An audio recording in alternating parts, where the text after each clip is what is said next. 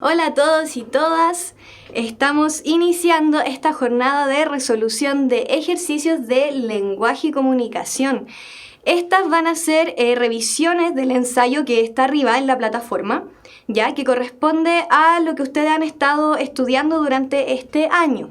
Se eligieron para esta resolución de preguntas las preguntas que eran más difíciles o que resultaron serles más difíciles a ustedes, ¿ya? Durante el examen de las estadísticas, digamos, elegimos las que habían tenido más complejidad ustedes para responder, ¿ya? Entonces, mi nombre es Ángela y voy a estar a cargo de ayudarlos con esta resolución y a darles ciertos tips, ¿ya? Así que vamos a comenzar. Entonces, les puse acá este cuadrito que es muy bueno para que recuerden cuánta cantidad de ítems hay por sección en la prueba, ¿ya? Entonces tenemos 10 ítems de conectores, que en esta ocasión vamos a ver solo un ejercicio de conectores, ya que al parecer no tuvieron mayores dificultades para resolver aquella sección, ¿ya? Dentro de los indicadores de producción de texto también tenemos plan de redacción, ya que son 15 ítems en total en la PSU. Vamos a ver varios más de plan de redacción, ya que al parecer con eso aún tenemos algunas dificultades. Luego tenemos la parte de comprensión de lectura que, recuerden, se divide en dos ejes: vocabulario contextual, que son 15 ítems, y los restantes 40 ítems son de comprensión de lectura, ¿ya? Entonces vamos a comenzar. Tenemos acá esta pregunta que es de conectores, ¿cierto? De indicadores de producción de textos. Dice: la balsa de Medusa de Egon Wolff sigue una línea similar a la de los invasores. Luego tenemos el espacio para completar. Esta obra es menos misericordiosa con la burguesía. Nuevamente un espacio para completar. En la primera, Wolff acentúa su dureza contra dicha clase social. Entonces, las opciones que nos dan son aunque y es más, porque e incluso, aunque, ya que, sin embargo, ante esto y en consecuencia y por ello. ¿Cuál creen ustedes que sería la opción más correcta en este caso? La respuesta es la alternativa A, aunque y es más, ¿ya? Entonces, ojo aquí, tenemos un conector que es concesivo, ¿ya? Que significa que hay cierta dificultad para que se cumpla aquello que nos están planteando en la primera frase, en la primera oración en este caso, ¿ya? Entonces, por ejemplo, acá nos dicen: la balsa de Medusa de Egon Wolff sigue una línea similar a la de los invasores. Ya nos están afirmando que es similar esta obra de la otra, ¿ya? Sin embargo, aunque, ¿cierto?, es el conector que se eligió en esta ocasión, esta obra es menos misericordiosa con la burguesía, ¿ya? Eso quiere decir que nos están diciendo que claramente hay una línea similar, sin embargo también podemos encontrar diferencias, ¿ya? Por eso que ocupamos conectores concesivos y no uno adversativo, ¿ya? Recuerden que los adversativos son pero, no obstante, ¿cierto? Todos aquellos que muestran una contradicción entre los enunciados, ¿ya?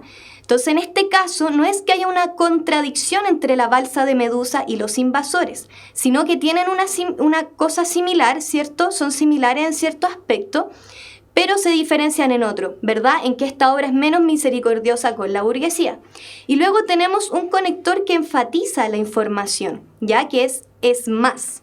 Y aquí nos explican la misma idea, con otras palabras, ¿cierto? Es más, en la primera, Wolff acentúa su dureza contra dicha clase social. O sea, nos vuelven a afirmar lo mismo, pero al mismo tiempo nos dan información extra, ¿ya? Nos están diciendo para enfatizar aún más la idea, para dejar aún más claro que la balsa de Medusa, es mucho menos misericordiosa, que los invasores, ¿cierto? Es mucho más crítica con respecto a la burguesía, ¿verdad? Muy bien, vamos a pasar a la siguiente. Como les decía, esa es la única que tenemos de conectores, ¿ya? Vamos a pasar inmediatamente a los de plan de redacción, que son, un poquito más extensos, ¿cierto? Y tienen algunas dificultades, ¿cierto? Que podemos resolver con ciertos tips, ¿ya? Que ahora vamos a dar. Entonces, este ejercicio es acerca de los signos lingüísticos.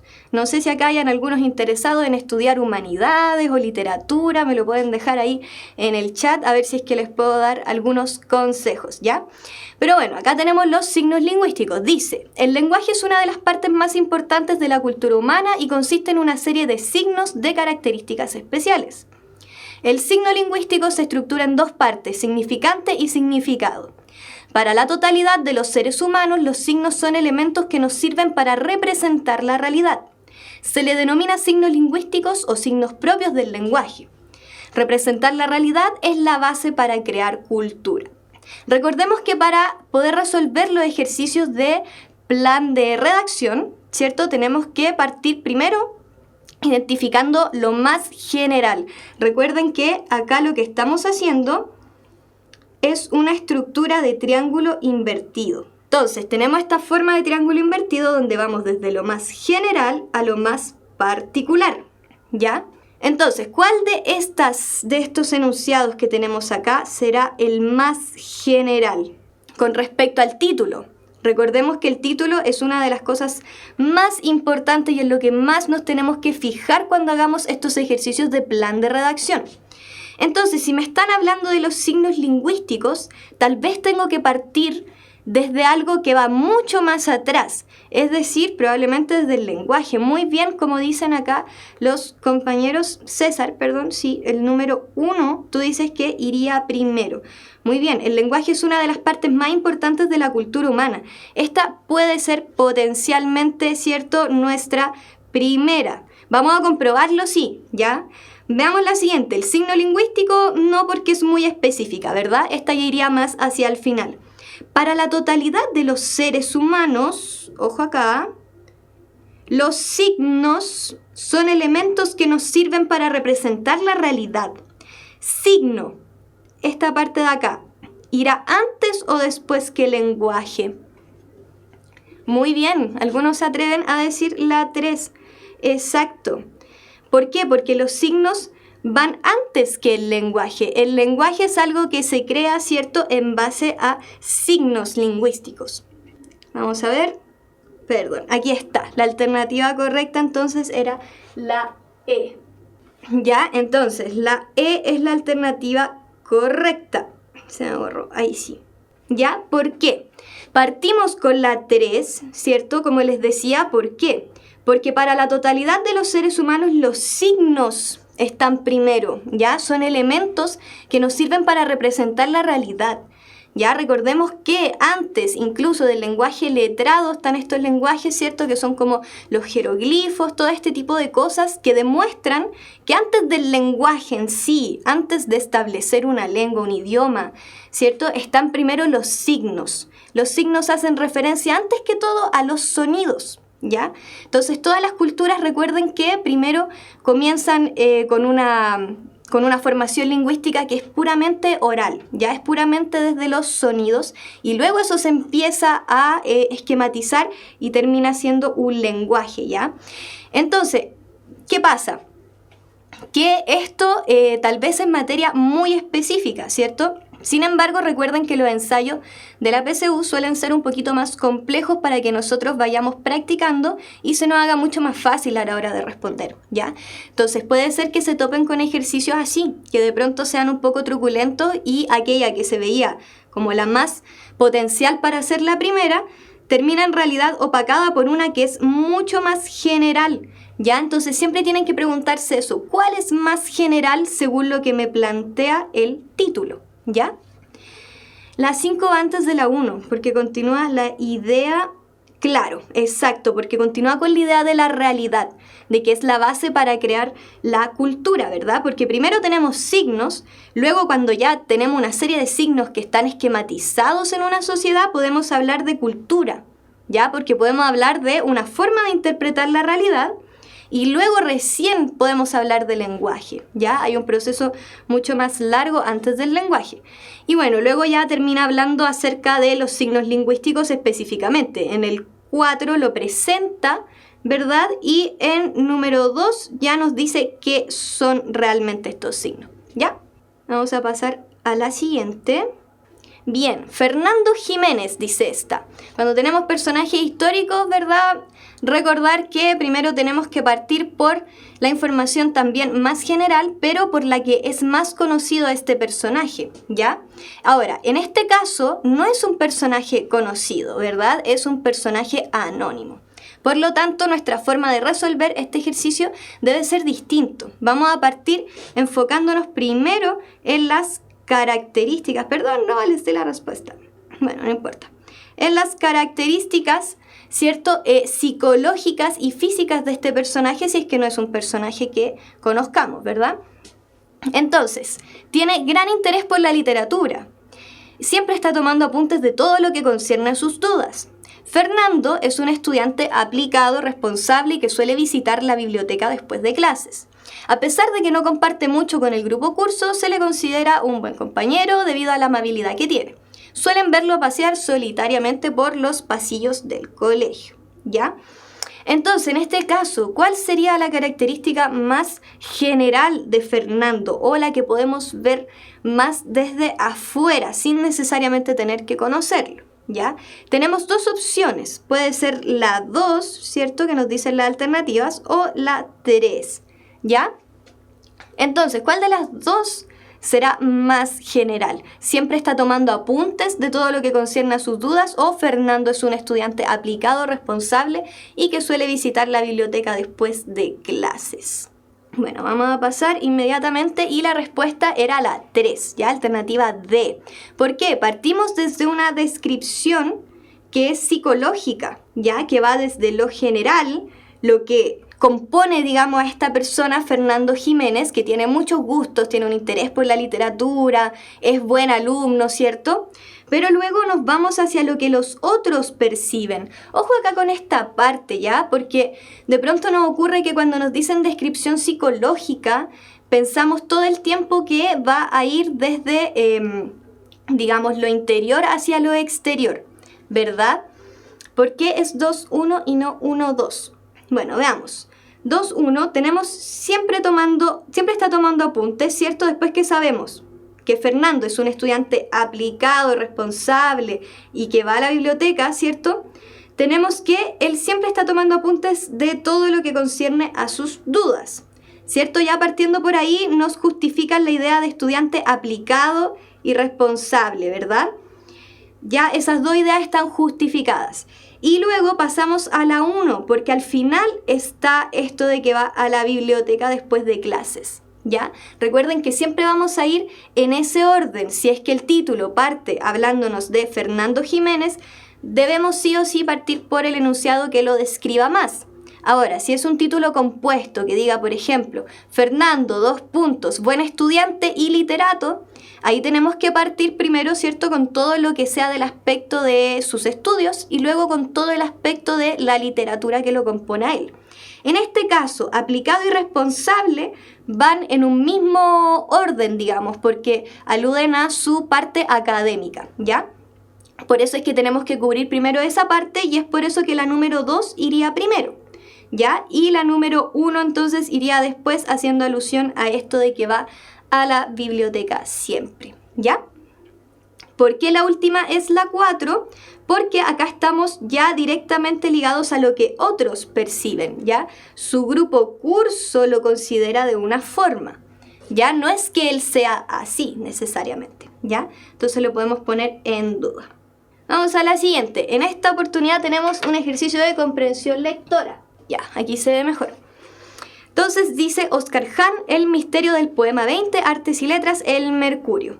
Entro en cierta página de YouTube y veo que tiene más de 10 millones de reproducciones. Repito, 10 millones. ¿El último hit de Lady Gaga, YouTube o Justin Bieber? No, es el poema 20 de Pablo Neruda, leído por el actor argentino Arturo Puig. Y eso sin contar las reediciones del poema en innumerables libros impresos en castellano y en cuánta lengua existe. Más notable aún, ¿cierto?, si consideramos que casi todas las composiciones de otros poemas escritas en la misma época del poema 20 ya están perfectamente obsoletas y han pasado al olvido. Ya, entonces para que sea un poquito más dinámico, vamos a ir viendo acá. Entonces, primero tenemos que este señor está muy impresionado por la cantidad de reproducciones que tiene el poema 20, ¿cierto? Que tiene muchas más reproducciones que todos estos artistas de la cultura popular, ¿cierto? Entonces, a él le sorprende que casi todas las composiciones de otros poetas, ¿cierto?, escritas en esa misma época del poema 20, están realmente obsoletas y han pasado al olvido. ¿Ya? Sin embargo, este poema al parecer no ha pasado de moda, ¿cierto? Entonces aquí lo dice, este poema sin un bolero, ¿cierto? Es decir, fue supuestamente facilón. Ya aquí está diciendo, pucha, en realidad en su época fue visto este poema como una cosa bastante fácil, ¿cierto? Bastante sentimentaloide y cursi, ¿ya? Sin embargo, claro, esta descomunal cantidad de visitantes, se dice, jamás se interesaría en algo verdaderamente significativo y profundo. Aquí es donde él dice, claro, probablemente tiene gran cantidad de reproducciones debido a que es un poema que realmente no es algo tan... O sea, fue visto como algo fácil, ¿cierto? Pero luego termina siendo visto como algo significativo y profundo, ¿cierto? Claro, pero esta cantidad de personas realmente se dice, ojo acá, no es lo que él dice, se dice que jamás se interesarían en algo que fuera profundo, sino en algo que haga alusión a algo más sencillo, como lo hacen estos artistas de la cultura popular, ¿verdad? Algo que tal vez es más fácil de que uno se identifique con ello, ¿ya? Lo que no explican es por qué otros poemas que podrían ser criticados sobre la misma base que el de Neruda no tienen este récord, ¿ya? Entonces él se pregunta, ¿qué encierran estos versos? ¿Qué es tan interesante? ¿Por qué les gusta tanto a la gente, ya? Antes de formar parte del libro 20 poemas de amor y una canción desesperada, bueno, aquí uno empieza a contar cuándo aparece y cuáles fueron las primeras composiciones de Neruda, ¿ya? Entonces, esta fue uno de los títulos de las primeras composiciones de Neruda, ¿verdad? En ese entonces Neruda era un adolescente de apenas 19 años. El poema pertenece al género que se denomina nocturno, que es muy común en la poesía y en la música clásica. Los chilenos sabemos muy bien cómo empieza y ahí comienzan también las diatribas de los detractores. En esta parte es muy importante que presten atención, ya que a eso apunta la pregunta y por eso lo destaqué, que apunta a por qué ocupa esta palabrita, ¿ya? Sostienen que Neruda al iniciar el texto de este modo se estaría jactando, de su habilidad como poeta. Mala lectura, pienso yo, dice Oscar Hahn, porque lo que quiere decir simplemente es que las condiciones son propicias para que surjan sus doloridas palabras. ¿Ya? ¿Cuáles son esas condiciones? Las típicas de muchos nocturnos, la ausencia, la soledad, la nostalgia, ¿cierto? La inmensidad de la noche, etc. ¿Ya? Entonces aquí él nos está contando más o menos que realmente todas estas cuestiones ya son tratadas en el género, ¿ya? Pero analicemos las objeciones. Facilón, él dice no tanto, ¿ya? ¿Será fácil leer a Neruda? Parece que no tanto. Si sus críticos ni siquiera son capaces de entender el sentido del primer verso. Sentimental, no, dice, no puede ser tachado de esta manera, ¿cierto? Etcétera. Él no está conforme, ¿cierto?, con esta visión cursi o facilista sobre lo que es la poesía de Pablo Neruda. Tampoco, yo diría más bien casi cursi, dice él, lo puede conceder, pero casi. Pero ese es un atributo de la poesía amorosa. ¿Ya? Me explico, estoy convencido de que los grandes poemas de amor siempre están haciendo equilibrio, ¿cierto? Bla, bla, bla, ¿ya? Entonces, él en realidad no está tan de acuerdo con esta visión y justifica que es más una cosa de estilo y no una cosa de que Neruda efectivamente sea cursi, ¿ya? Quizás uno de los factores que contribuyen a la recepción privilegiada que ha tenido este poema puede ser su esquema rítmico. Ya él lo justifica que tal vez, claro, la rima es bastante simple, ¿verdad? Y puede ser que se vea así como fácil. O la fusión de ese esquema y el temple de ánimo expresado, o lo que dice, o lo que calla, o lo que sugiere. Tal vez apela a algo subliminal que hay dentro de nosotros.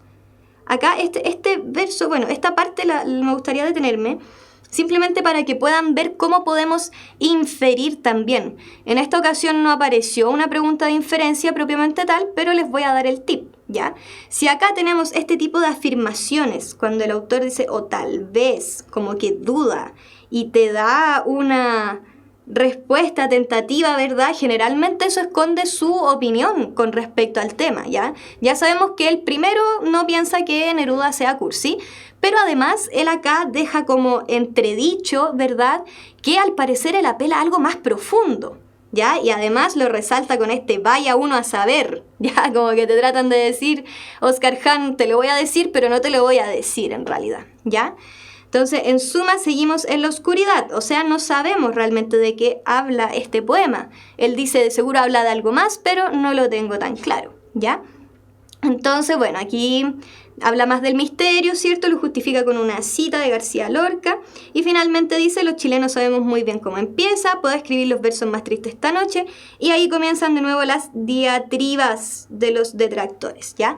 Que es, recordemos, es lo que se enfoca esta pregunta, ¿ya? Entonces, ¿a qué se refiere Oscar Hahn cuando califica de diatribas las expresiones de los detractores del poema 20? ¿Sabemos el significado de diatribas? Yo creo que por ahí tenemos que partir, ¿verdad? Entonces, la alternativa A nos dice, manifiesta que los discursos de los detractores del poema no toman en cuenta la estética de este. ¿Ya? Manifiesta que las críticas de los detractores del poema 20 solo se preocupan de situaciones sin mayor importancia. Manifiesta que las críticas hechas por los detractores son infundadas porque nunca han leído correctamente a Neruda. Manifiesta que los discursos establecidos en torno a las interpretaciones del poema son violentos e injuriosos contra la inspiración poética de Neruda.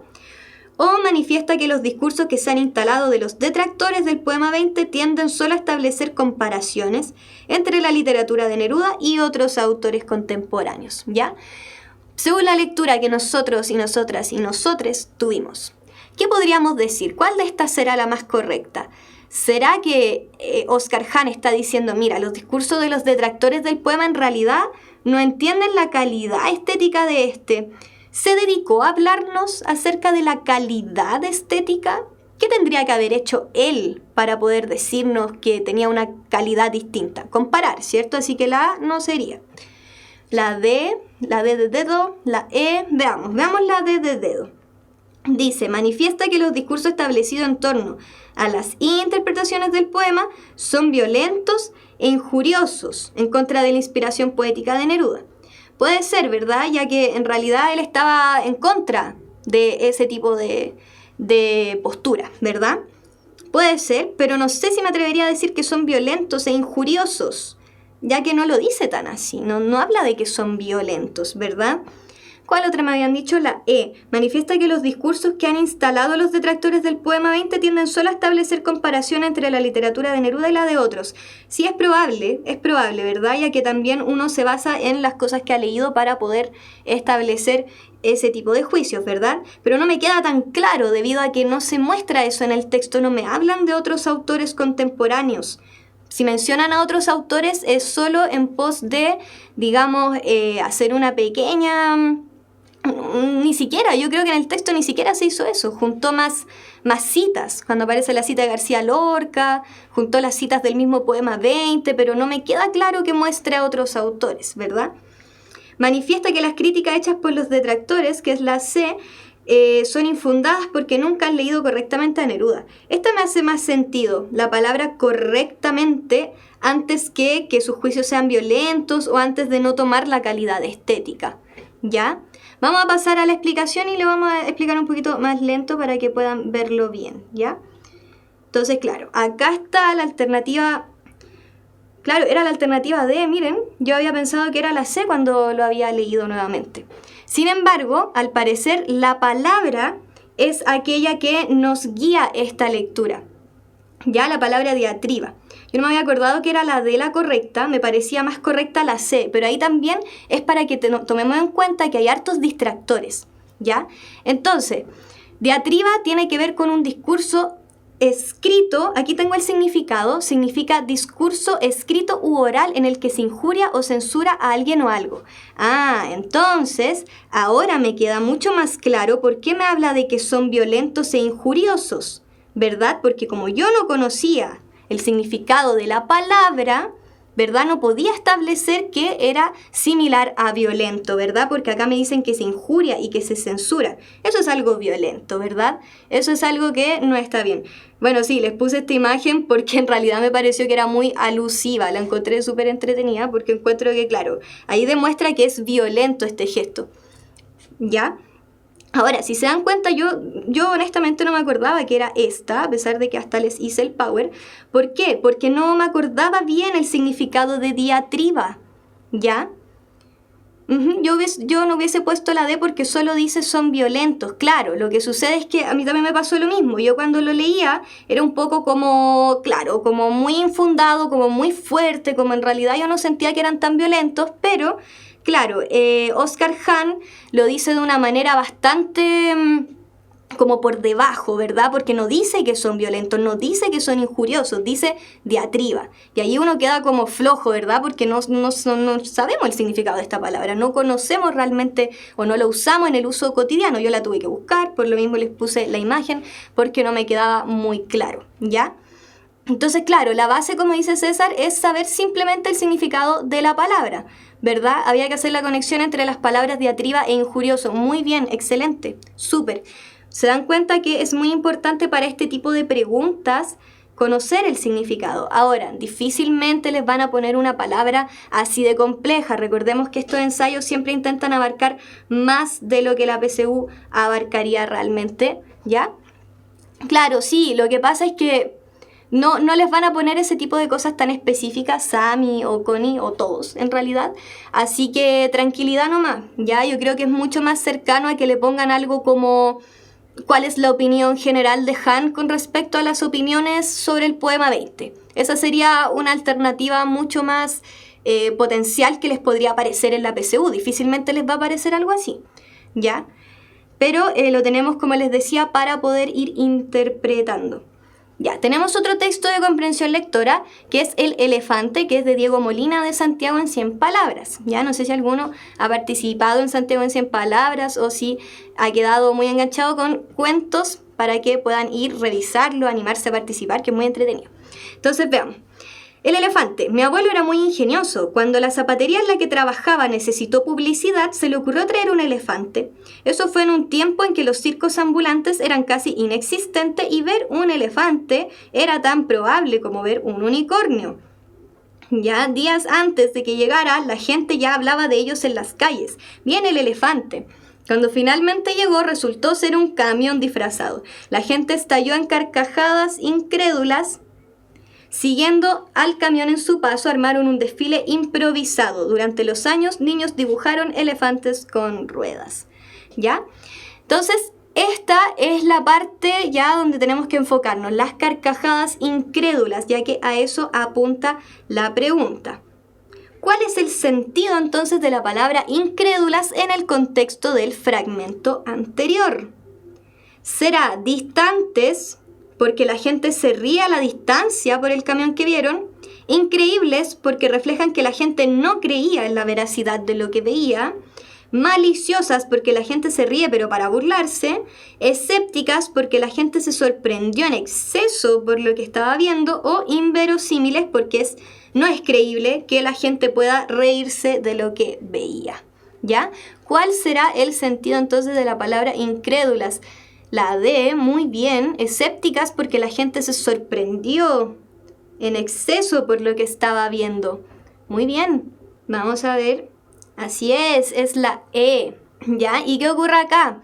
Que esta tenía otra forma que nos podía confundir, ya que podíamos pensar que era la B, ¿verdad? ¿Por qué? Porque claramente la palabra incrédulo habla de algo que es increíble, ¿cierto? Que no se puede creer. Podríamos haber pensado que era esa, pero no es la B, ¿cierto? Es la D, de escépticas. ¿Por qué? Porque escéptico es algo que duda o desconfía de la verdad, ¿ya? Duda de que algo pueda ser realmente cierto, ¿verdad? Entonces duda especialmente de las creencias que son comúnmente admitidas. Ahora, les puse esta parte de acá porque en realidad hay pocos argumentos como visibles desde la parte del idioma y del significado de la palabra que nos puedan justificar que esta es como la única que puede ser. Realmente increíbles también podía ser, ¿verdad? Sin embargo, pasa que por el contexto no podemos reemplazar risas increíbles versus risas escépticas. Recuerden que esta hace alusión a que yo puedo cambiar la palabra incrédula y el párrafo va a seguir teniendo el mismo sentido. Yo no tengo que cambiar el sentido del párrafo. Entonces, si yo pusiera risas increíbles, las risas son las que son increíbles. Las risas no se pueden creer. En cambio, si digo risas escépticas, es que las risas reflejan una duda. ¿Ya? Entonces, de esta forma, este tip les puede servir mucho para este tipo de palabras, ya, para este tipo de ejercicios, de vocabulario en contexto. ¿Por qué? Porque muchas veces reemplazamos basándonos solo en el significado y no nos acordamos que el contexto es el que nos guía, ¿ya? Hay que mantener el sentido tal cual como está, ¿ya? Por eso no podía ser increíbles y era escéptico. Otro más de comprensión de lectura, Macondo. Pero no entiendo por qué dice que la gente se sorprendió en exceso. Vamos a ir inmediatamente hacia atrás para resolver esa duda. ¿Ya? Entonces, la gente se sorprendió en exceso porque recuerden que vio un elefante y acá nos dicen que en ese tiempo, acá lo dice, fue un tiempo en que los circos ambulantes eran casi inexistentes y ver un elefante era tan probable como ver un unicornio, ¿verdad? Claro, es mucho más creíble que la risa fuera de burla, sí, pero recordemos el contexto. Este es un contexto ficticio, ¿ya? Si fuera un contexto de la vida real, una noticia, por supuesto que esas carcajadas reflejarían más una burla o más una felicidad, ¿verdad? En cambio, acá este chico nos deja en claro que fue un tiempo donde los circos eran inexistentes. Entonces, ver un elefante era raro, era casi como ver un ser mitológico, ¿cierto? Acá lo compara con un unicornio. Entonces, realmente ahí se justifica el hecho de que estas carcajadas incrédulas sean incrédulas porque no pueden creer que estén viendo un elefante, ¿ya? En un contexto donde los elefantes no eran tan visibles, ¿verdad? Eran más bien algo como un ser mitológico de alguna forma, ¿ya? Recordar que la lógica siempre va a cambiar dentro de los textos de literatura. Entonces, tomar muy en cuenta el hecho de que va a ser un contexto ficticio, ¿ya? Y recuerden, risas increíbles no podía ser. La risa nace de la sorpresa. Claro, lo que sucede es que en este caso nace de la sorpresa tan grande que les dio ver esto que no lo podían creer.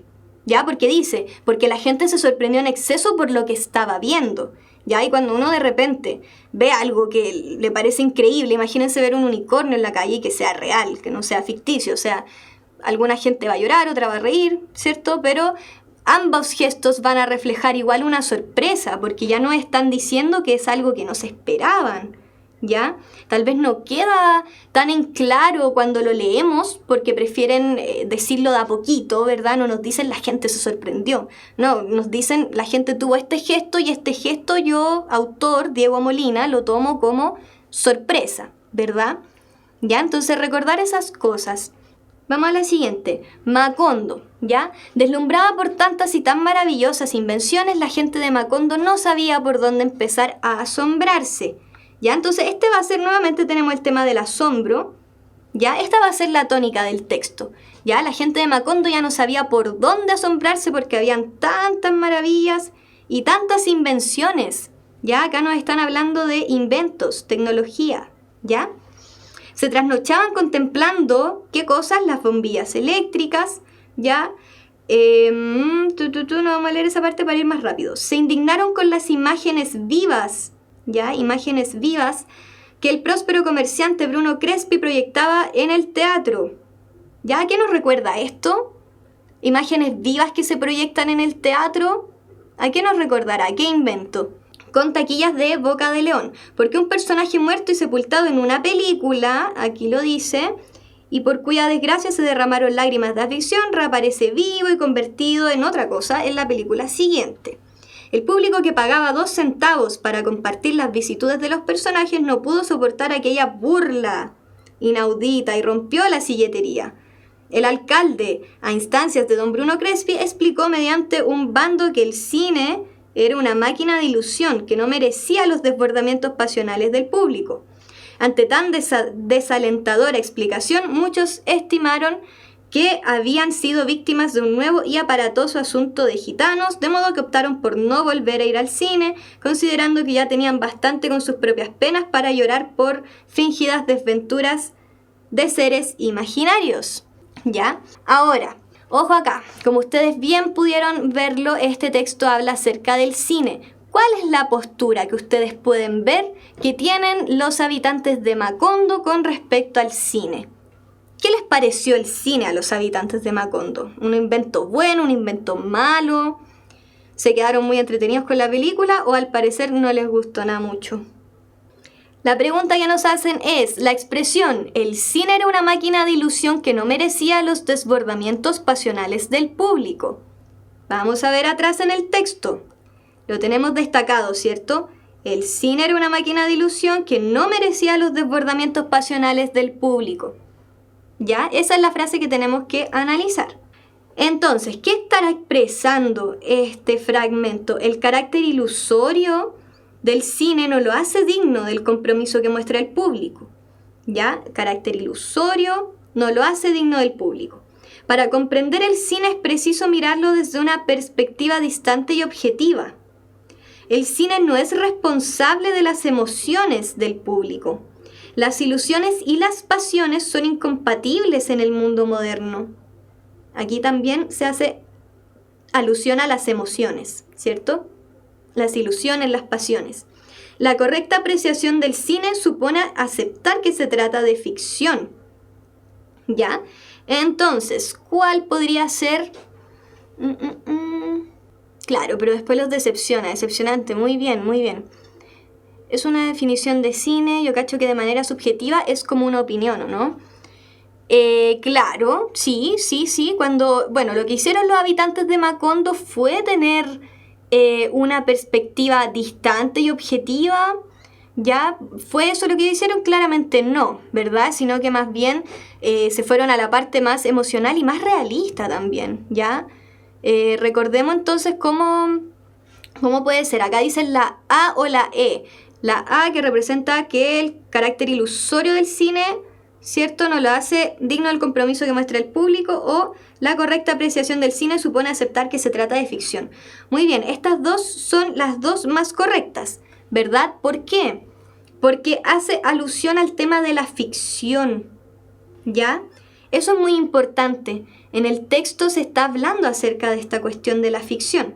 Vamos a ver cuál es la correcta antes de pasar a la explicación, y la correcta es la E, ¿ya?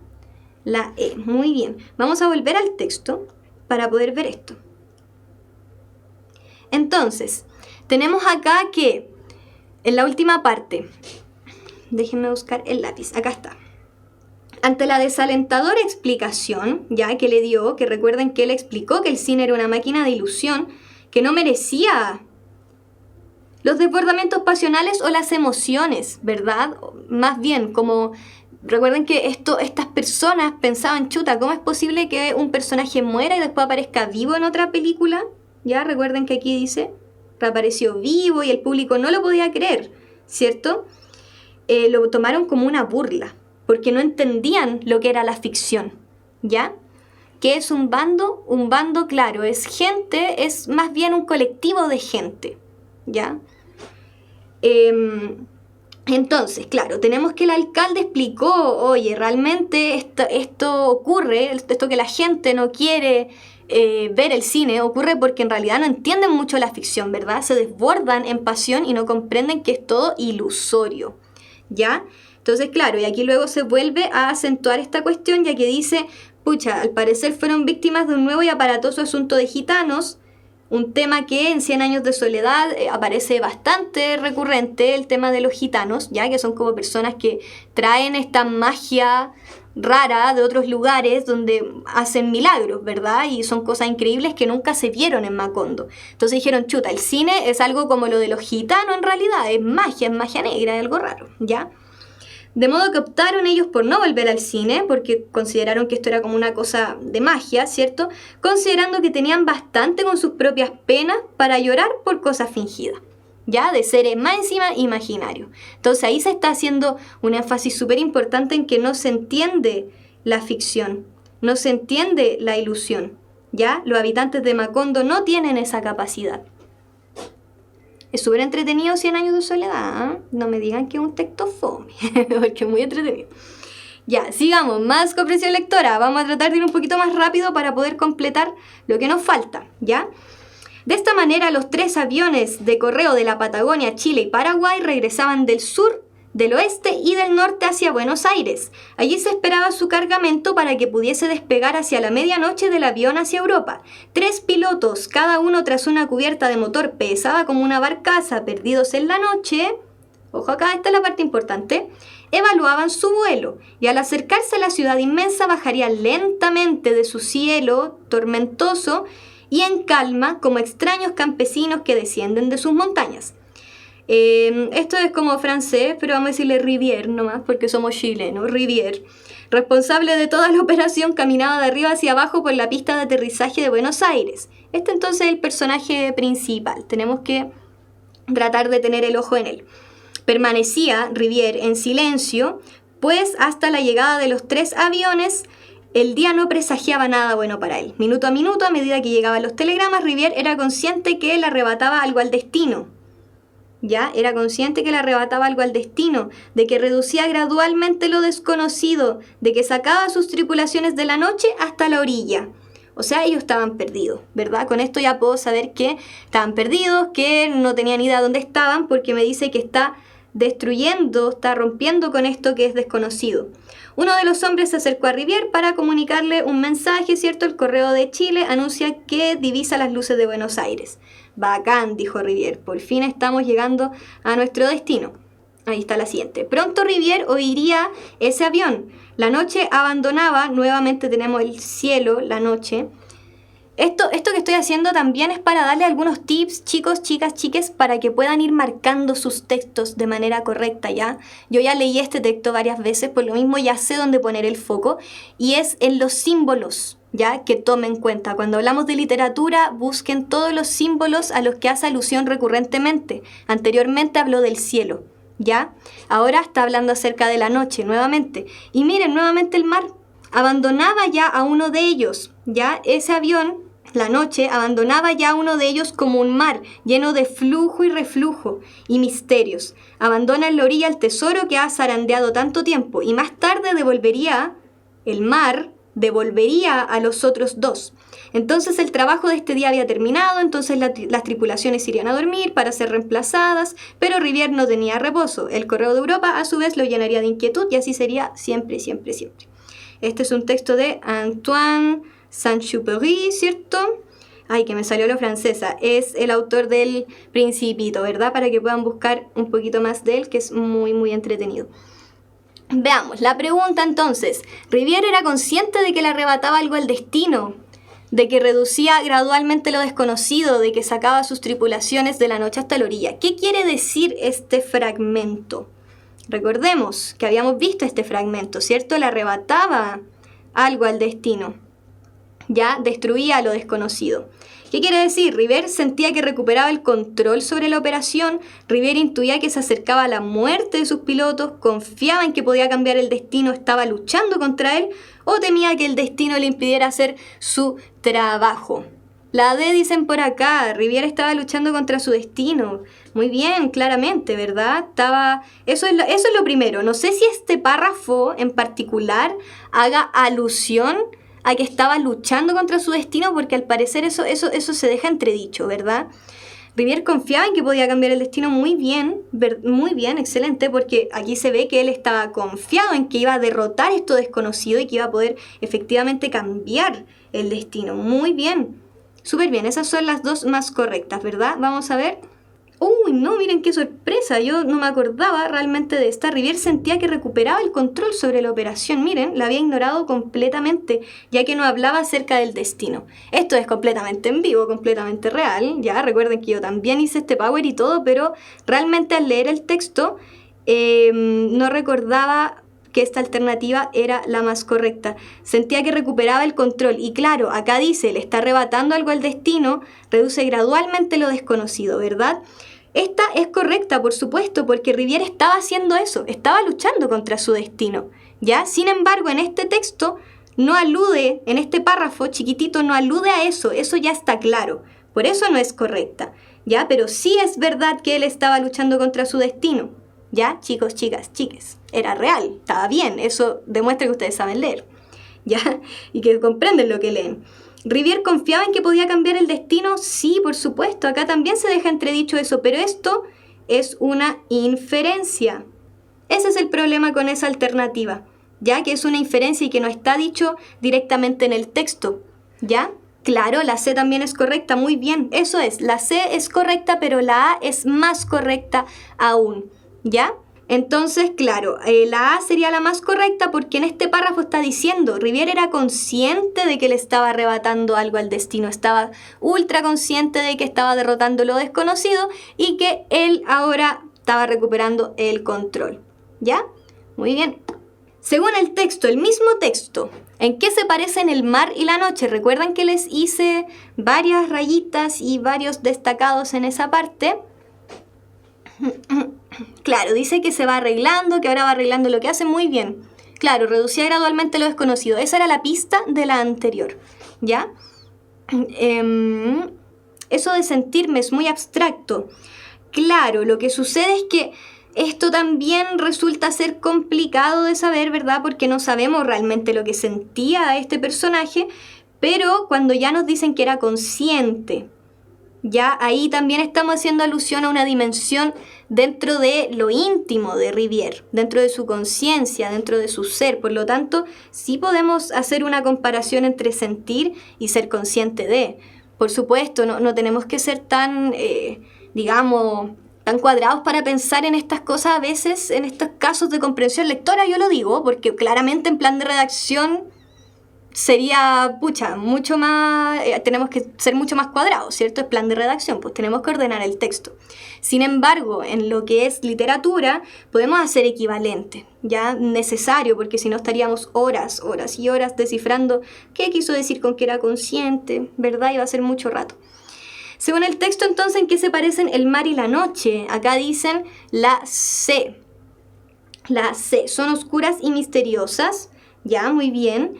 Entregan malos presagios, es la se tragan todo lo que cae en ellas, son oscuras y misteriosas, devuelven lo que llevan dentro o simbolizan los peligros de la vida. La E simboliza los peligros de la vida, ya, podría ser, vamos a volver al texto, ya, me parece que es necesario volver al texto. Ahí sí, ya. Entonces la parte de la noche la teníamos por acá. Entonces, la noche abandonaba ya a uno de ellos como un mar. Ahí hace la comparación. Hay una cosa con el abandono, ya puede ser, pero las alternativas no me hablaban de eso, ¿verdad? Lleno de flujo y reflujo. El mar, ¿cierto? Lleno de flujo y reflujo. Y lleno de misterios también. Abandona en la orilla el tesoro que ha zarandeado tanto tiempo y más tarde devolvería a los otros dos. ¿Ya? Entonces acá está hablando del mar. La noche también abandonaba a uno de ellos, ¿cierto? Tal como el mar al parecer también abandonaba y devolvía más tarde a uno y a otros. Recordemos que este contexto está siempre sí o sí predominando la parte de la noche, la parte del cielo. Más que de la noche es el cielo, ¿ya? Siempre va a predominar, ¿por qué? Porque el texto es sobre viajes, ¿cierto? Es sobre un vuelo, ¿ya? Entonces, claramente aquí no se está hablando directamente de que el cielo o la noche también hacen esto, pero sí podemos ver que hay una comparación sobre todo por esta parte, por el punto y coma, ¿ya? La noche abandonaba ya a uno de ellos como un mar. ¿Cómo el mar abandona? Con flujos y reflujos, es decir, que vuelven también. Vuelven en algún momento, ya que el mar, ¿cierto?, los tira y los devuelve. Por lo tanto, vamos a ver, la alternativa era la D. Ya, la noche abandonaba ya uno de ellos como un mar, lo mismo que les estaba leyendo, ¿cierto? Como un mar lleno de reflujos y misterios. Entonces acá, ojo con la comparación, como un mar. ¿Por qué como un mar? Nos podemos preguntar, porque está lleno de flujos y reflujos y misterios. ¿Ya? La noche es como un mar porque está llena de flujos, reflujos y misterios, ¿verdad? Tal como el mar lo hace con sus olas. Ya devolvía las cosas. Muy bien. Vamos a la siguiente. Nuevamente otro texto. Hay hartos de comprensión lectora, ¿ya? Ya nos queda poquito, así que vamos a tratar de ir aún más rápido. Santiago, a lo largo de la historia de Chile se han acuñado millones de monedas. Este habla acerca de las monedas. Sin embargo, el peso de Coquimbo es una de las más desconocidas y alcanza un valor de 25 millones de pesos. Esta divisa nace en este año con la instauración de la Casa de Moneda, bla, bla, bla. La moneda no alcanzó a circular, no cumplía con los requerimientos, por eso no fue circulada, ¿verdad? Según el encargado del Museo de Monedas, la moneda de Coquimbo es una de las más valiosas del recinto. Es casi desconocida, vale toda esa plata. Es el sueño de todo coleccionista tenerla. Otra moneda única que también es muy importante es el peso constituyente o el peso de Copiapó. Aquí nos hablan de Copiapó. Nace en este año, ¿cierto?, durante el gobierno de este señor, y sería un estado independiente. En esta época, en 1859, Copiapó sería un estado independiente, pues estaba muy alejada de Santiago. Luego, ojo acá con lo que nos dicen, considerando que las distancias no eran como las actuales, ¿ya? Santiago y Copiapó, han cambiado su distancia en todos estos años. Imposible, seguimos teniendo la misma distancia, ¿verdad? Pero en esa época eran distintas las distancias porque se medían de manera diferente, ¿ya? Como un intento de frenar la economía regional, el gobierno interrumpe el ingreso de pesos oficiales a la región, por lo que los copiapinos, liderados por Pedro llegan a la Casa de Moneda con el fin de tener su propio circulante. Ya, no sé qué otra cosa más importante era, al parecer esa parte nomás era importante. Aquí me queda otra parte. Cabe destacar que la idea de un sistema monetario es un hecho histórico. Nunca había ocurrido, ya un sistema monetario paralelo era algo que nunca había ocurrido en la historia del país. Al parecer ocurre en estos dos momentos, ¿verdad? Las más de 400.000 monedas que se acuñaron desaparecieron una vez que los revolucionarios cayeron. Una anécdota particular se da con los 4 escudos. Nos cuentan esta anécdota de los 4 escudos, ¿ya? Hoy en día este error también se puede apreciar en ciudades como Valparaíso, que tiene un monumento, ¿cierto?, donde hay un escudo chileno con un cóndor y un caballo, ¿verdad? Porque en realidad hay versiones, hay ganas de tener otros símbolos nacionales también, sobre todo ahora. Una moneda más contemporánea y poco conocida es la de 2.000 pesos también, bla, bla, bla, bla, bla. No hablan más acerca de eso, ¿cierto? Hasta hace un par de años nos dicen, en las cajas del Banco Central se podía cambiar una moneda por un billete del mismo valor, por lo que aún debe haber gente que tiene este ejemplar. Es conveniente que lo guarden porque algún día va a subir el valor de esto, ¿cierto? Bueno, cosas de monedas. Veamos ahora específicamente lo que nos convoca. ¿Cuál de las siguientes opciones es falsa? No aparece en el texto. Además del peso de Coquimbo, en el museo señalado hay otras piezas de alto valor. La peculiaridad de los 4 escudos surge de un error de desconocimiento artístico. María Carolina Besa especula que con el tiempo subirá el valor de las monedas anómalas. Esta es la última parte que leímos, ¿cierto? Que subirá el valor de las monedas anómalas.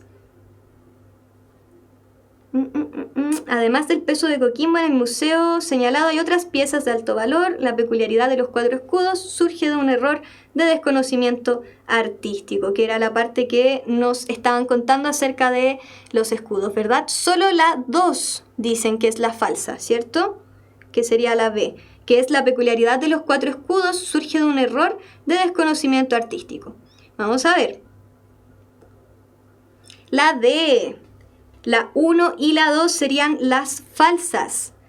¿Ya? ¿Por qué? La persona señalada se refiere solamente a la moneda de 2.000 pesos. El enunciado 3 generaliza la cita, extendiendo el comentario a todas las monedas anómalas, lo que es falso en este caso.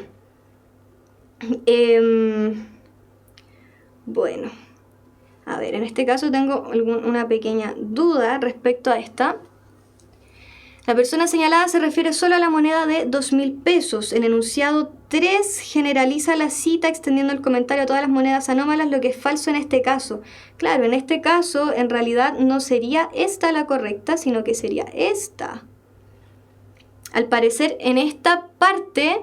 Sí, yo también no entiendo. La verdad es que al parecer en esta parte la clave del ensayo estaba errada, ¿ya? Porque realmente aquí lo que me está diciendo la explicación es que el enunciado 3 es el que está errado. Al parecer el número 1 y el número 2 ¿cierto?, son verdaderos. Además del peso de Coquimbo, en el museo señalado hay otras piezas de alto valor. La peculiaridad de los 4 escudos surge de un error de desconocimiento artístico. Me parece que es la explicación la que está un poco errada, ¿verdad? Porque tal como ustedes, a mí me parece que esta es la que no aparece. Vamos a revisarla, ¿ya? Para no entrar en dudas. Veamos el tema de los 4 escudos. A ver, acá dice, una anécdota particular se da con los 4 escudos de 1840, donde supuestamente debía figurar el huemul y el cóndor.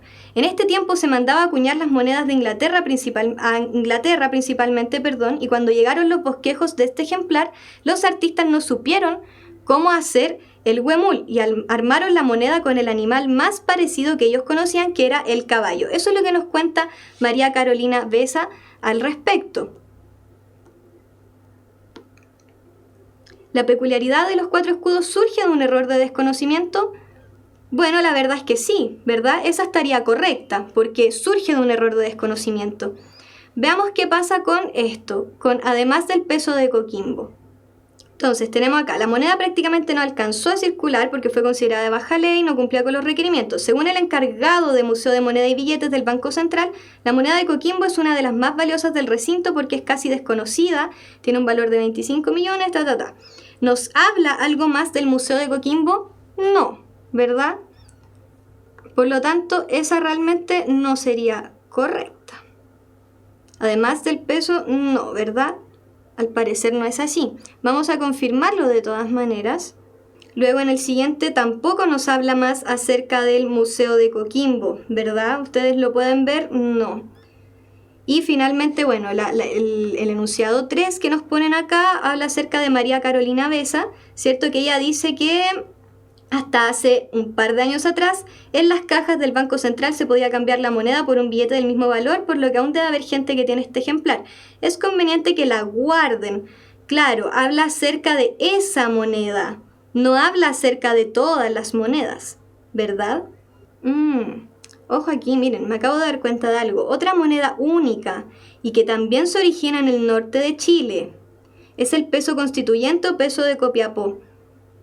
Me parece que tal vez esta también pueda hacer alusión al Museo de Coquimbo. Sin embargo, no me queda muy claro, ¿verdad? No me lo dejan muy claro. Bueno, hasta el momento, ¿cuáles son entonces, chicos, chicas, chiques, los que tenemos como opciones falsas? Ignorando, digamos, la alternativa que es correcta. Error de la pregunta, muy bien. Más abajo habla de otra moneda, vendría siendo la E. Si es, habla de una, pero dice que una de las más valiosas, otra moneda única. Entonces, ya. Claro, a mí me parece que en esta parte, cuando María Carolina Besa especula que en el tiempo subirá el valor de las monedas anómalas, claro, es más general, pero en realidad en el texto solo me habla acerca de la moneda que estuvimos hablando de Coquimbo, ¿verdad? Al parecer solo me está diciendo que guardemos esta moneda porque esta es la que puede subir. No nos hizo mención a otras monedas, ¿cierto? Hay más monedas, ¿ya? Entonces, por lo tanto, claro, esta sería falsa, ¿verdad? Sería falsa la 3. Ahora, esta de que surge de un error, ¿cierto? Esta sería la falsa. Le voy a marcar con X porque es la falsa. La peculiaridad de los 4 escudos surge de un error, por supuesto. Además del peso de Coquimbo en el museo señalado hay otras piezas de alto valor. Esto es lo que no me queda muy claro, ¿verdad? Ya que no me lo dejan tan específico. Yo pondría que en realidad las siguientes opciones que son, aunque diga otra moneda única, creo que también dice que es valiosa. Claro, sí, está diciendo que es valiosa, por supuesto, pero al mismo tiempo está haciendo mención con, claro, con, sí, más monedas, sí. Lo que yo no sé es que si es parte del mismo museo. Eso es lo que me quedó la duda, ¿verdad? Yo me atrevería a decir que la única que es falsa es la 3, o si no, sería la E. Pero claro, la D no sería, ¿ya? En esta parte entonces vamos a tener que hacer una corrección dentro del sistema, digamos, porque esta parte estaba marcada y esa no es la correcta. Puede ser solo la C o la E, lo hemos comprobado todos, ¿verdad? Pero el museo es del Banco Central, claro, del mismo museo porque ellos se juntan, claro. Sí, lo que pasa es que es porque es del norte, ¿verdad? Yo pienso que la única en realidad que es más falsa que el resto es la 3, ¿ya? Me parece a mí que esa es la más correcta y ustedes también lo han podido ver de esa forma. Ya, vamos a avanzar rápidamente. Cuando el emisor comenta sobre la distancia entre Santiago y Copiapó, ¿recuerdan que esto fue lo que les mencioné? Que en el texto dice que en esa época era mucho más... miren, docta tiene la respuesta, bastante docta, ¿verdad? Copiapó y Coquimbo juntan su economía, claro. Sí, vendría siendo la E, por supuesto. Sí, del ejercicio anterior es la E la correcta, ¿ya? Por favor, corríjanla y vamos a encargarnos de que en el sistema siga siendo la E la correcta también, ¿ya? Para que no les vaya a bajar el puntaje, porque claro, la 1 no se logra confirmar. Muy bien, excelente. Me gusta que lo hayamos podido ver entre todos, todas y todes para que quede claro que es algo que fue un error, digamos, desde el sistema, ¿ya? Entonces, veamos. Cuando el emisor comenta sobre la distancia entre Santiago y Copiapó, que en ese tiempo las distancias eran distintas, ¿a qué se refiere con eso? ¿Con que la percepción de las distancias entre ciudades se mantiene a pesar de las variaciones? ¿Que con el crecimiento de estas ciudades las distancias se han acortado? ¿Pasó eso? ¿Crecieron tanto que las distancias se acortaron? ¿Las condiciones geopolíticas del país han cambiado desde este siglo hasta la fecha? ¿Siglo XIX a la fecha? ¿La tecnología actual permite cubrir las mismas distancias que antes pero en menor tiempo? Eso tiene bastante sentido. Muy bien, la D, sí. ¿La distancia entre ciudades y la capital de un país son un riesgo para la unidad nacional? Claro, la D. Y aquí lo dice, en este periodo la ciudad quería ser un estado independiente pues estaba muy alejado de Santiago y luego nos dice que hay que considerar que las distancias eran muy diferentes, ¿verdad? Porque antes se tenía que ir en bus solamente y ahora podemos ir en avión y acortar las distancias. Muy bien. Pingüinos. Comenzó de forma discreta, un copo de nieve en el torniquete, otro sobre la línea amarilla. Poco a poco, tanto los vagones como los andenes se llenaron de cuerpos negros y manchas blancas. Un día se tomaron un tren. Había al menos 15 decenas de ellos. Cubrieron el piso de hielo e idearon un sistema para que nevara con un aroma distinto en cada vagón. Cuando tomaron posesión de la línea completa, trajeron al festejo a un par de osos polares. Regalaron patines en caja y hubo todo el día helado gratis. Fue la mejor revolución pingüina que haya visto. Otro de Santiago en 100 palabras, esta vez de Emilia Díaz. ¿Ya? Entonces, ¿cuál es el foco de la pregunta? La palabra discreta. ¿Ya? ¿A qué hace alusión la palabra discreta en este contexto? Y aquí lo dice, ¿verdad? ¿Con cuál puedo reemplazar la palabra discreta sin que el texto pierda su sentido? En la anterior, vamos a ir directamente a la anterior. Ups, ahí sí. La B me dejó con dudas. Con el crecimiento de las ciudades, esas distancias se han acortado significativamente en la actualidad.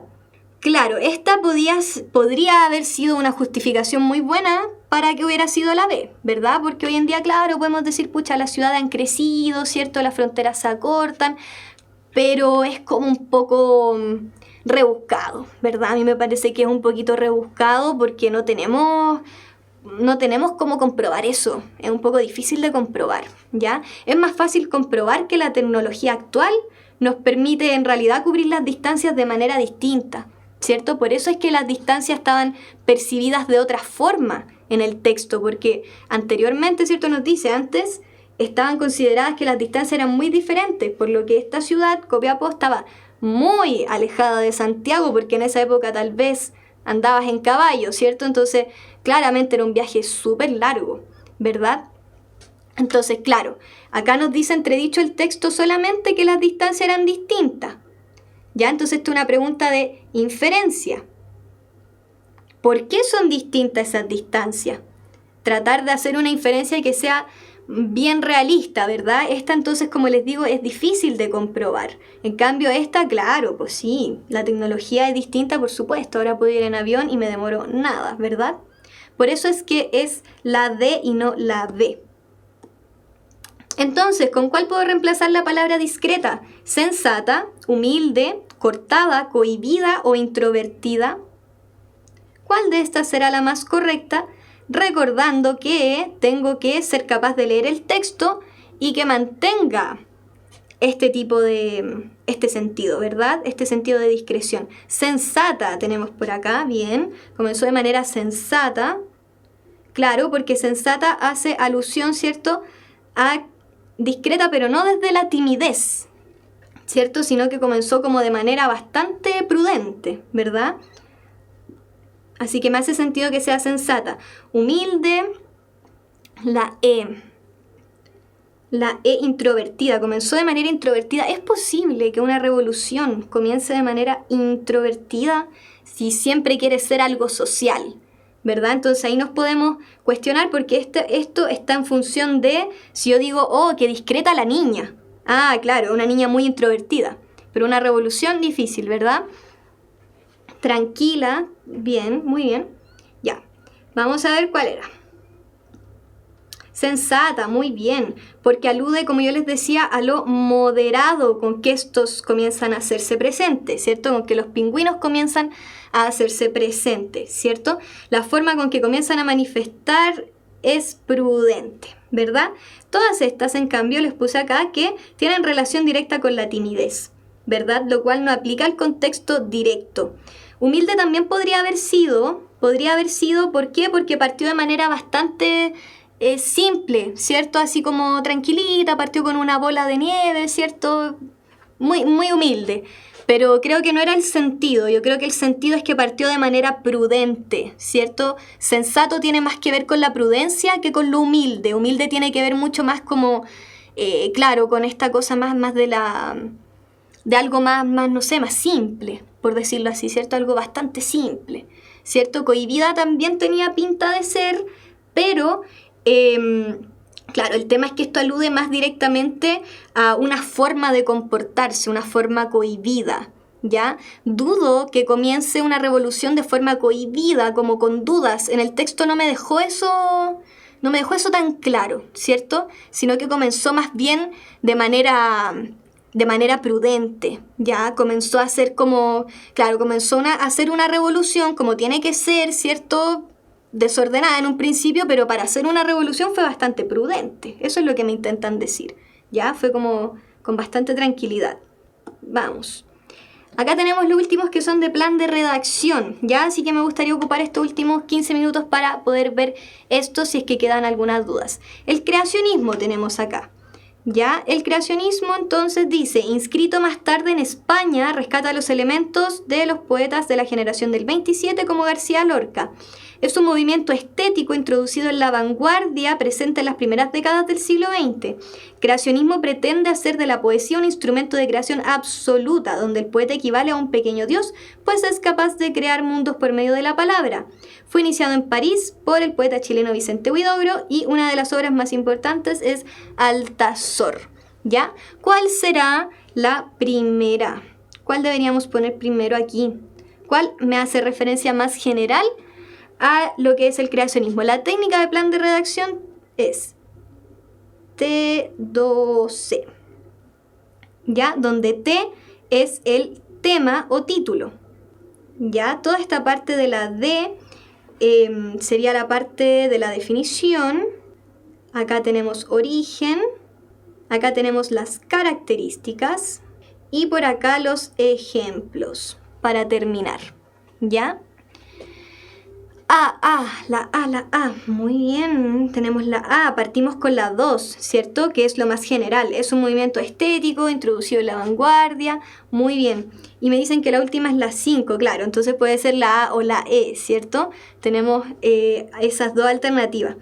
Entonces la 5, ¿por qué tiene que ser la última sí o sí? Porque corresponde a un ejemplo, ¿cierto? Un ejemplo del creacionismo es Altazor, ¿ya?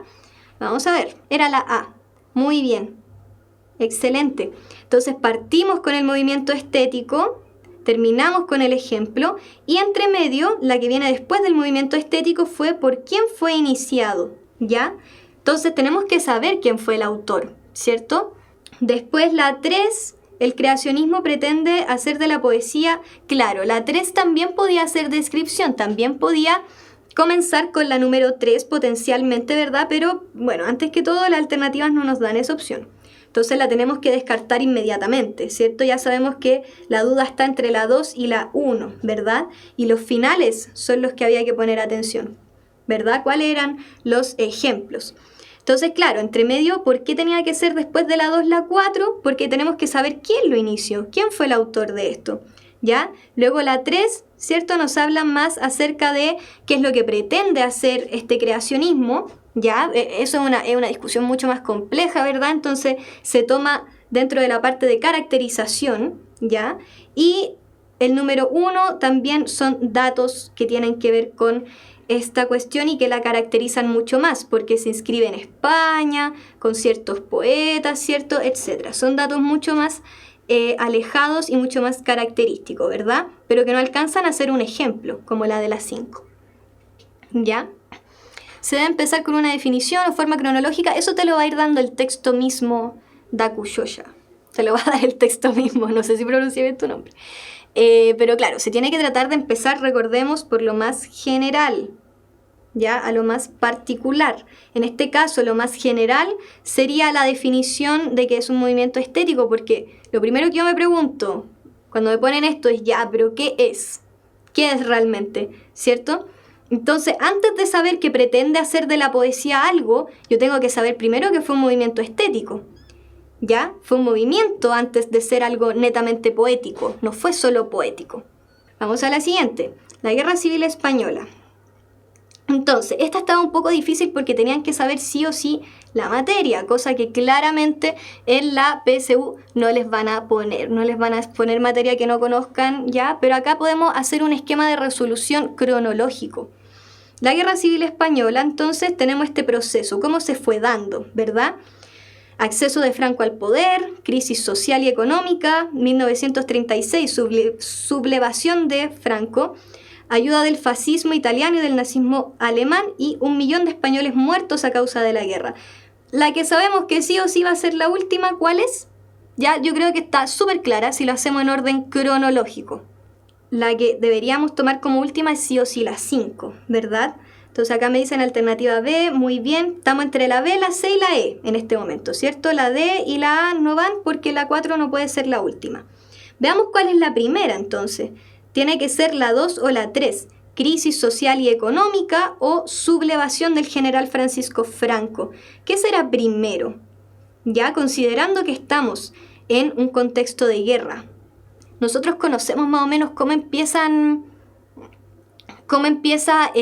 las guerras, ¿cierto? ¿Qué es lo que tiene que suceder antes de que comience una guerra civil? A mí me parece que tiene que haber primero una crisis social, ¿verdad? Vamos a ver. Ahí está. Entonces la B sería la correcta como algunos de ustedes dijeron, ¿ya? Partiríamos primero con la crisis social, ¿ya? Que es algo que podemos percibir, ¿verdad? Que siempre comienza como una crisis, sobre todo muy bien lo que dicen acá los compañeros, es una guerra civil, por lo tanto es una guerra interna, ¿ya? Claro, cualquier parecido con la realidad es pura coincidencia, no es que esté pensado esto para estar aquí. Ya, entonces partimos con esa, y luego viene la sublevación de Franco, ¿cierto? Ayuda del nazismo, asciende Franco al poder y finalmente lo que termina todas las guerras, ¿cierto? Muchas muertes. Ya, yo creo que este va a ser, al parecer, uno de los últimos, tal vez no alcancemos a ver uno más. Doberman. Estos ejercicios virtuales de texto virtual, recuerden que le decimos texto virtual a todo aquello que sea un texto que está como supuestamente ordenado de esa forma. Ya no tenemos este texto realmente desarrollado, sino que es una pauta virtual, ya es una pauta como inventada. Pueden decirle texto virtual, pauta, perdón, ¿ya? Para que quede más claro. Entonces, este ejercicio en particular me gusta mucho porque demuestra esto de que es un texto virtual, ¿ya? No hay un desarrollo, no nos dicen cuáles son las razas de perro, solo nos dicen como el título, distintas razas de perro, características del perro, utilidad de este perro y el Doberman y su procedencia, ¿ya? Unos dicen la C, otros dicen la B, otros dicen la A. ¿Cuál será la primera por la que tengo que partir? Ya parece que estamos entre la A y la C, la 1. Distintas razas de perro, ¿cierto? Esta sería la más general porque comienza hablando de las distintas razas, ¿verdad? Para luego hablarme de el Doberman específicamente, ¿ya? Por lo tanto, ambas están en lo correcto cuando dicen que primero va la 1 y luego la 4. Ahora hay que ver si es que va primero la 2 o la 3. ¿Cuál irá primero, las características o la utilidad que tiene socialmente el perro Doberman? termina en peso y altura, muy bien, ¿ya? Vamos a ver. Claro, sería la A. Muy bien, sería la A porque al final vamos a poner esta cosa ya como más utilitaria que tiene que ver con la dimensión humana, ¿cierto? O sea que ya nos alejamos del espectro de los perros, ¿verdad? Y eso se toma también como un ejemplo del uso que tiene en nuestra sociedad este animal, ¿ya? Entonces sería la A. Vamos a hacer esta y vamos a terminar, ¿ya? Casa Blanca en punto de inflexión para reformular su política de guerra ante el avance del Estado Islámico. Barack Obama evalúa la posibilidad de bombardear Siria ante el avance del grupo yihadista que ya se enfrenta en el norte de Irak para evitar el genocidio de la minoría yazidí y velar por el personal estadounidense. Las señales de una posible ofensiva de Estados Unidos contra los yihadistas del Estado Islámico en Siria muestran un cambio de la política del gobierno de Barack Obama. Esto es importante, ¿ya? La forma de enfrentarse entonces ante estos grupos, el hecho de que hayan aparecido estos grupos del Estado Islámico, hacen que haya un cambio en la forma de gobernar. Un año atrás, Obama estuvo a punto de bombardear Siria, pero se retractó a último momento tras dimensionar el aislamiento político que sufriría si es que lo hacía, ¿cierto? Ya nadie lo iba a querer. Ya estaban cansados de guerra los estadounidenses. Ahora evalúa nuevamente esta posibilidad, o sea, ahora se está contradiciendo, está queriendo hacerlo en realidad, debido a este hecho, a que ejecutaron a un periodista estadounidense, ¿ya? Quien permanecía en Siria. Entonces ahí él se está replanteando, por eso se llama el punto de inflexión, ya está reformulando su manera de dirigirse a este estado. Además, el hecho dio lugar a un debate sobre la seguridad nacional en la antesala de la campaña para las elecciones 2016, que culminará cuando el próximo presidente decida, en este caso, cierto, ya sabemos, Donald Trump, cómo va a tratar con este tipo de grupos. Obama no ha escondido su antipatía a los compromisos sin fecha de partida de Medio Oriente. Está enojado, al parecer, porque no hay fecha aún para comenzar estos proyectos, ¿cierto? A pesar de sus campañas potentes, él ha estado pero muy al tanto de lo que hay que hacer en estos casos. Sin embargo, la horrorosa muerte de Foley fue un desafío directo al gobierno y es imposible pensar que el presidente no responderá. Ya, por eso punto de inflexión, ¿verdad? Voy a responder ante estos ataques. No obstante, el Pentágono prepara opciones, ¿verdad?, para poder atacar de otra forma, desde otra arista, ¿ya? Punto de inflexión, acá lo explican, ¿cierto? El endurecimiento de la retórica estadounidense ha generado expectativas de que Obama lance pronto en Siria un frente contra un grupo que la semana pasada calificó como cáncer. O sea, ya está pero hartísimo y quiere solo tomar fuerza contra este estado. Si uno va por los norteamericanos, iremos por ya. Bueno, ustedes saben, amenazas, ¿cierto? Las típicas. ¿Ya? Entonces, básicamente el texto nos habla de que van a tomar acción contra el tema de Siria. Antipatía en este caso demuestra odio, apatía, desacuerdo, malestar o desgano. ¿Qué está mostrando esta palabra apatía? Recordemos dónde estaba. ¿Ya? Está demostrando antipatía con respecto a los compromisos sin fecha. ¿Ya? ¿Cómo se podría tomar eso? ¿Está mostrando odio porque no hay compromisos? ¿Está mostrando apatía? ¿Está mostrando desacuerdo? La sé muy bien, está mostrando malestar, desgano. Claro, en este caso sería desacuerdo, ¿ya? Porque la palabra antipatía no está usada como desagrado ante los compromisos sin fecha del Medio Oriente, sino que alude al desacuerdo, a la disconformidad que siente el mandatario, ¿ya? No le desagrada específicamente que no haya fecha, no es como esa la cuestión, ¿verdad? No le genera malestar tampoco, no le genera odio, sino que le genera un desacuerdo. A él le gustaría que eso fuera distinto, ¿verdad? Que pudiera haber un acuerdo diferente con respecto a las fechas en las cuales se lanzan los proyectos para detener el avance de Siria en Estados Unidos, ¿verdad? Entonces, bueno, ya estamos en el tiempo. Bueno, por ahora lo vamos a dejar hasta ahí entonces, chicos, chicas, chiques. Ahí está, les doy mucho ánimo Les doy mucho ánimo con forma de gatito para que les pueda ir bien. Ya revisen los demás ejercicios. Voy a encargarme de notificar personalmente el problema que tuvimos con la pregunta que estuvimos analizando, ya para que puedan cambiar las estadísticas si es que han estado realizando este ensayo dentro de la plataforma. La plataforma, perdón, no plataforma. Eso, muchas gracias a ustedes, chicos, chicas, chiques, todos, todes. Vayan a sus cabildos, lean mucho, aliméntense bien y muchos abrazos y cariños para todos. Chao, chao.